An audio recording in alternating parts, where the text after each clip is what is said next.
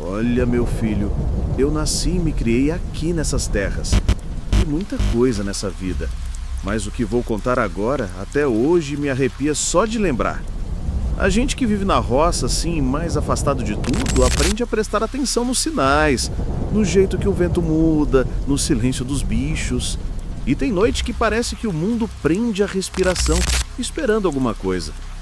A vida aqui sempre foi simples, de muito trabalho e pouca prosa. A gente acorda antes do sol pensar em aparecer, naquele lusco-fusco que mal dá pra ver a cancela do curral. Minha velha Benedita já tá de pé atiçando o fogão a lenha e o cheiro do café forte logo se espalha pela casa. Nossa casinha não é nenhum luxo, feita mais de tempo do que de tijolo, com umas paredes que acho que são de pau a pique por baixo do reboco antigo e uma varanda larga na frente, onde a gente senta no fim da tarde para ver o sol se esconder atrás do morro.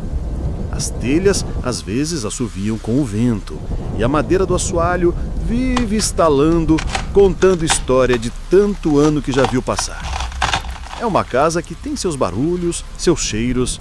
A gente se acostuma, vira parte da gente. Lembro que o madeiramento Bela é bruto, já meio envelhecido e tem umas pedras grandes na base, coisa de construção antiga mesmo.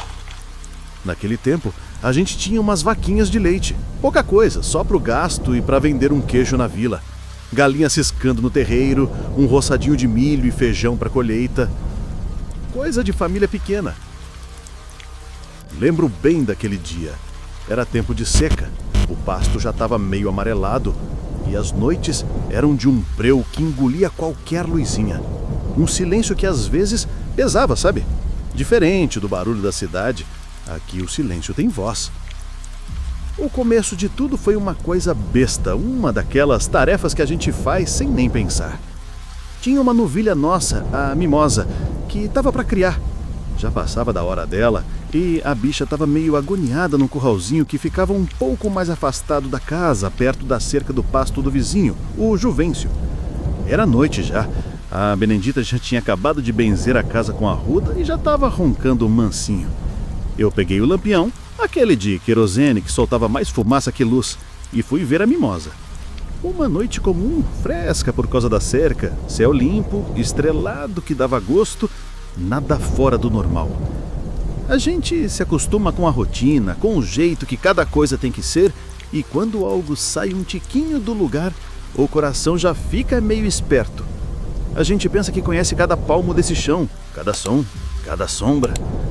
Mas tem coisa que se esconde bem debaixo do nosso nariz. E o isolamento daqui, meu filho, às vezes parece que deixa a gente mais perto dessas coisas, sem ter para onde correr, sem ter a quem gritar ligeiro. É só você, Deus e o que mais tiver por aí. Cheguei no curral, a Mimosa estava lá, deitada, mas de olho agalhado, orelha em pé. Quieta demais. Olhei em volta. O resto do gado, umas poucas cabeças que ficavam soltas no pasto maior, estavam todas amontoadas num canto, perto da cerca de arame farpado, olhando fixo para uma moita de capim mais alta que tinha ali perto da divisa com as terras do Juvencio.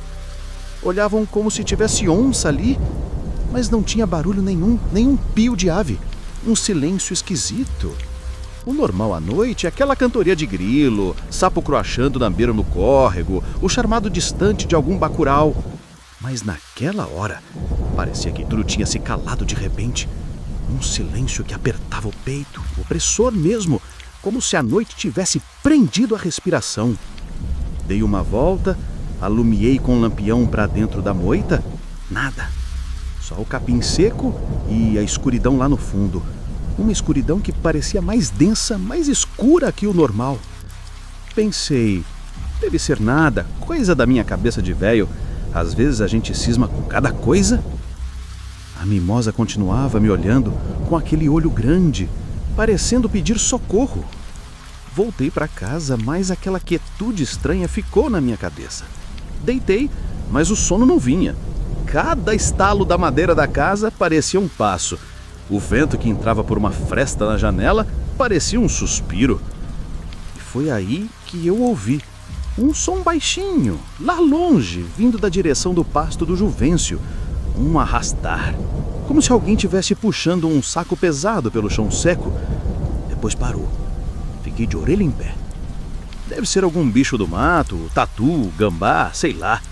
Mas o som não parecia de bicho que eu conhecesse.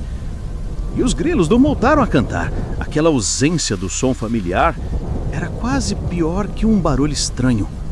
A gente se acostuma tanto com os sons da roça que, quando eles soem, a alma da gente sente. Nos dias seguintes, a coisa não melhorou. Eu tentava não pensar naquilo, mas era como uma pulga atrás da orelha.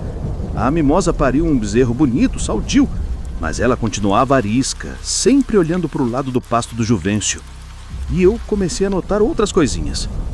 Não era nada de assombração declarada dessas de filme, não. Eram coisas pequenas, sutis, que iam minando a tranquilidade da gente.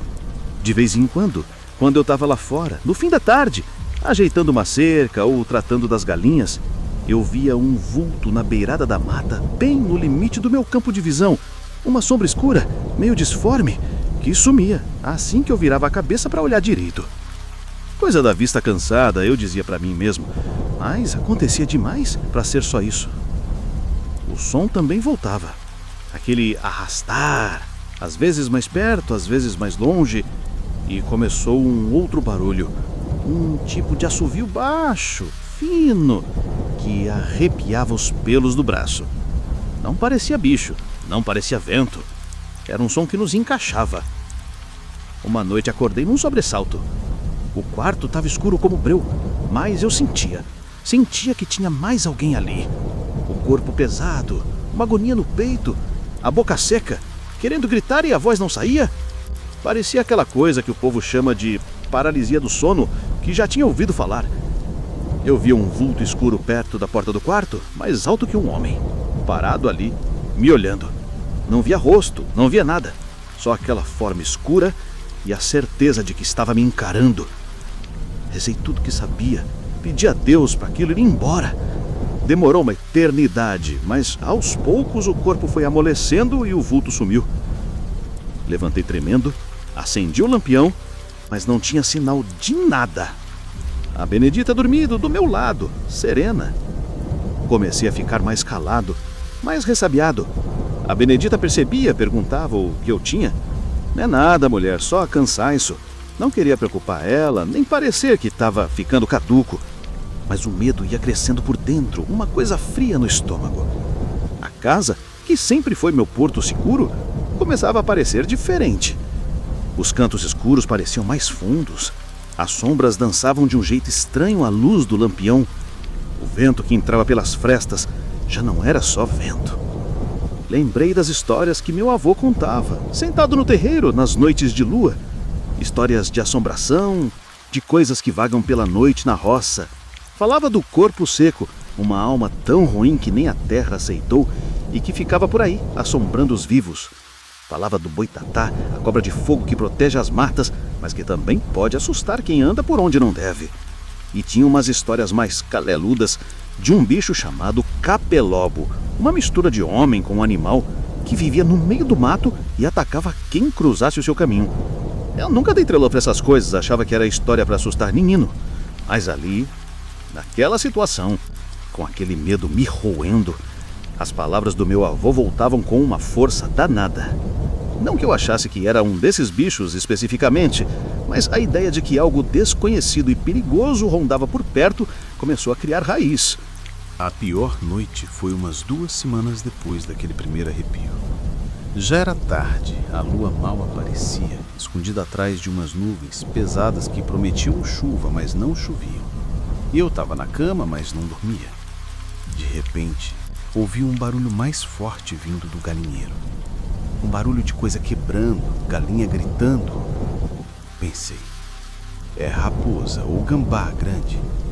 Levantei, peguei a espingarda velha que ficava encostada num canto, o facão na cintura e o lampião. A Benedita resmungou dormindo, mas não acordou. Fui pé ante pé. O coração batia forte no peito, não vou negar. Chegando perto do galinheiro, vi a porta de tela arrebentada. Alumiei para dentro.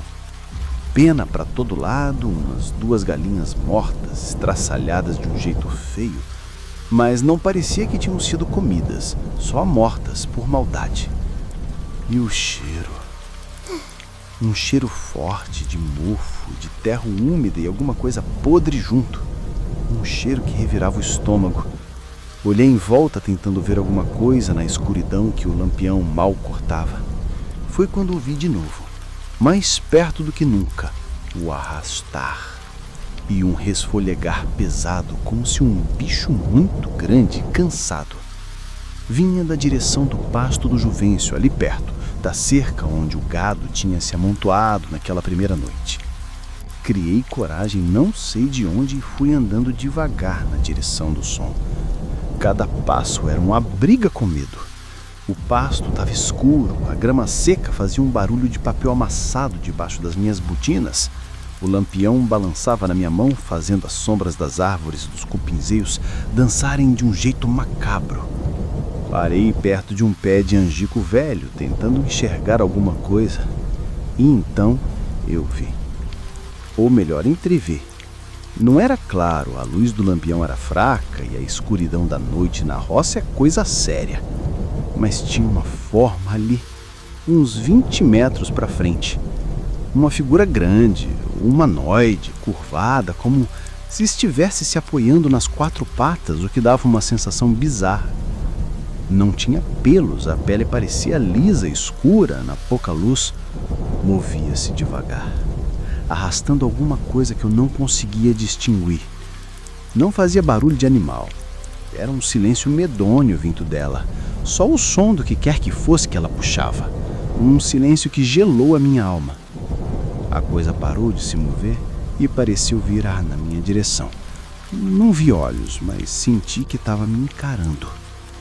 O cheiro podre ficou mais forte. Comecei a chorar baixinho, um choro de puro pavor, sem conseguir me mexer. Ela ficou ali me olhando por um tempo que parecia uma vida inteira. E eu juro, meu filho, por tudo que é mais sagrado, que na hora que ela começou a se virar para ir embora, eu tive a impressão de ter visto um repuxar no que seria a boca dela, como um sorriso.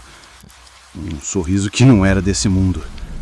Depois começou a se mover de novo, devagar, se arrastando para dentro da escuridão da mata que ficava no fundo do pasto do Juvencio, até sumir completamente.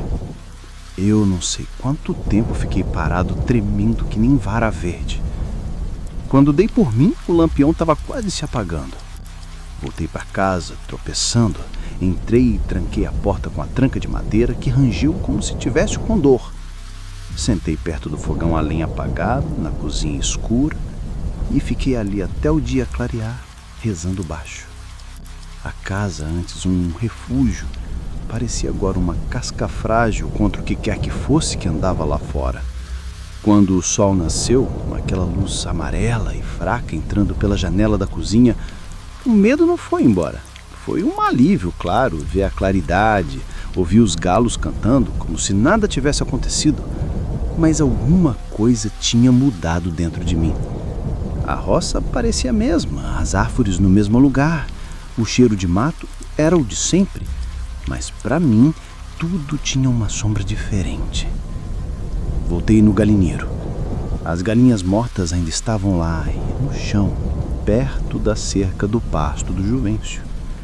Encontrei umas marcas estranhas. Não eram pegadas de bicho que eu conhecesse. Eram como se alguma coisa muito pesada tivesse sido arrastado por ali, deixando um rastro fundo na terra seca. E num lugar a grama estava amassada, meio queimada, como se um frio muito grande tivesse pousado ali ou um calor estranho.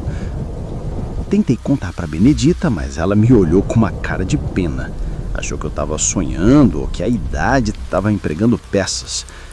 Zé, você anda muito cansado, precisa descansar a cabeça. Depois disso, me calei. Para que falar? Quem ia acreditar? Ia virar motivo de piada na vila.